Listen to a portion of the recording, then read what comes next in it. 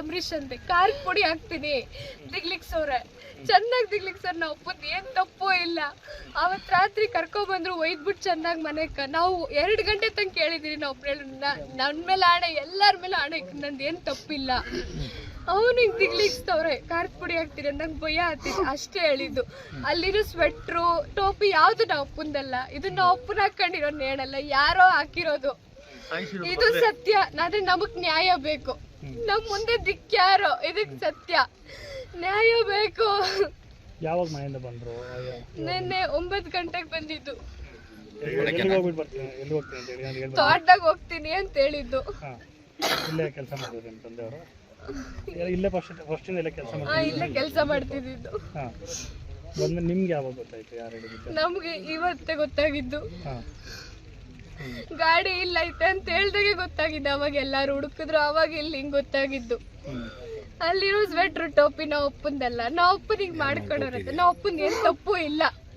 ಇದಕ್ ನ್ಯಾಯ ಬೇಕು. ಯಾರು ಪೊಲೀಸ್ ಅಂಬರೀಷ್ ಅಂತ ದಿಗ್ಲಿಕ್ ಸೋನೆ ನಾವು ಒಪ್ಪನ್ಕ ಯಾರು ಮಾಡಿರೋದು.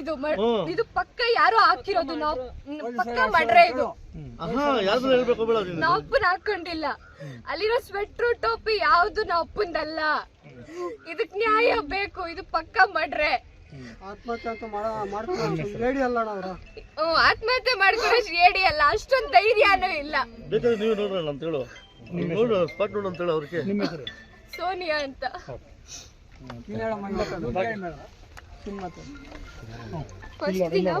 ಫಸ್ಟ್ ದಿನ ಪೊಲೀಸರು ಫೋನ್ ಮಾಡಿ ಕರ್ಕೊಂಡು ಹೋಗಿದ್ದಾರೆ. ಆವಾಗ ಸ್ಟೇಷನ್ಗೆ ಹೋಗಿ ಕಾಲ್ ಪುಡಿ ಹಾಕಿ ಚೆನ್ನಾಗಿ ಹೊಡೆದವ್ರೆ. ಅಂಬರೀಷ್ ಪೊಲೀಸ್ ಯಾರು ಅಂಬರೀಷ್ ಸರ್ ಅಂದ್ರೆ ಚೆನ್ನಾಗಿ ಹೊಡೆದಿದ್ದಾರೆ. ಅವ್ರ ದಿಗ್ಲಿಂದ ನೆಕ್ಸ್ಟ್ ದಿನ ನಮ್ಮ ಅಮ್ಮನ ಶುಗರ್ ಪೇಷಂಟು. ಈಗ ನಾವೇನ್ ಮಾಡ್ಬೇಕು?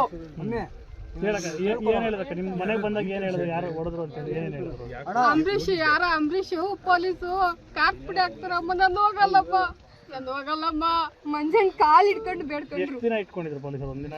ಇಲ್ಲ ಕರ್ಕೊಂಡ್ ಬರ್ತಿದ್ರು, ಚೆನ್ನಾಗಿ ಹೊಡಿತಿದ್ರು, ಖಾರದ ಪುಡಿ ಹಾಕ್ತಿದ್ರು, ಆಮೇಲೆ ಕರ್ಕೊಂಡ್ ಬರ್ತಿದ್ರು, ಮತ್ತೆ ಕರ್ಕೊಂಡ್ ಹೋಗ್ತಿದ್ರು, ಖಾರದ ಪುಡಿ ಹಾಕ್ತಿದ್ರು, ಹೊಡಿತಿದ್ರು, ಕರ್ಕೊಂಡ್ ಬರ್ತಿದ್ರು.